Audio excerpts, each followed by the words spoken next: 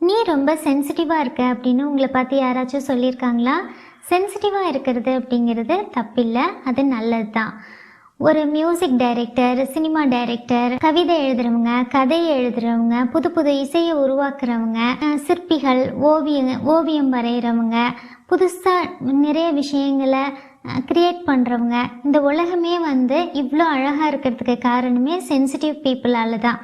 அவங்க சென்சிட்டிவாக இருக்கிறதுனால தான் அவங்கக்கிட்ட ஏதாச்சும் ஒரு விஷயம் சொல்லும் பொழுது டக்குன்னு அவங்களுக்கு கோபம் வந்துடுது. இந்த உலகத்தில் இருக்கிற எல்லா உயிரினங்களுமே சென்சிட்டிவானது தான், ஆனால் அந்த லெவல் தான் வேறு வேறு. பிறந்த குழந்தைகளுக்கு அந்த சென்சிட்டிவ் லெவல் அதிகமாக இருக்கும். அம்மாவுடைய முகத்தில் ஏற்படுற மாற்றங்கள், குரலில் ஏற்படுற மாற்றங்கள் எல்லாம் அந்த குழந்தை ரொம்ப நுணுக்கமாக கவனிக்கும். சில தாய்மார்களுக்கு அது புரியும், அது புரிஞ்சு அந்த குழந்தையோட தேவைகளை பார்ப்பாங்க. சில தாய்மார்களுக்கு அதை அதட்டும் பொழுது, சத்தமாக பேசும் பொழுது அந்த குழந்தை முகத்தில் ஏற்படுற மாற்றங்கள் வேடிக்கையாக இருக்கும், அதை செஞ்சு ரசிப்பாங்க.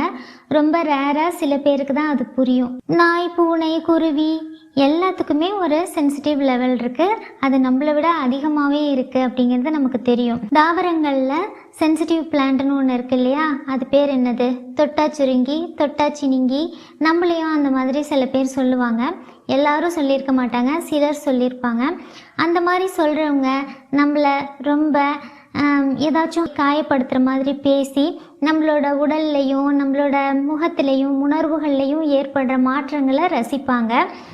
அந்த மாதிரி இருக்கிறவங்க கிட்ட நம்ம கொஞ்சம் டிஸ்டன்ஸ் மெயின்டைன் பண்ணிக்கிறது நல்லது, பவுண்ட்ரி செட் பண்ணிக்கிறது நல்லது. அவங்க எந்த மாதிரியான ரிலேஷன்ஷிப்பில் இருந்தாலும் நமக்கு செட் ஆகாது. அவங்க ஃப்ரெண்ட்ஸாக இருந்தாலும் சரி, யாராக இருந்தாலும் நமக்கு செட்டே ஆகாது. ஏன்னா அவங்கக்கிட்ட நம்மளோட எந்த எமோஷன்ஸையும் நம்மளால் அவங்களுக்கு புரிய வைக்கவும் முடியாது. அவங்களுக்கும் நமக்கும் இருக்கிற அந்த சென்சிட்டிவ் லெவல் வேறு. ஒரு சிலருக்கு இடியட்னு சொன்னால், லூஸுன்னு சொன்னால் கோவம் வந்துடும். ஒரு சில பேர் அதை எடுத்துக்க மாட்டாங்க. எஸ், அதே மாதிரி தான் எல்லாமே. எல்லாருக்கும் ஒரு சென்சிட்டிவ் லெவல் இருக்குது. ஸோ சென்சிட்டிவாக இருக்கிறதுங்கிறது ரொம்ப பெரிய குற்றம் இல்லை, நல்லது தான்.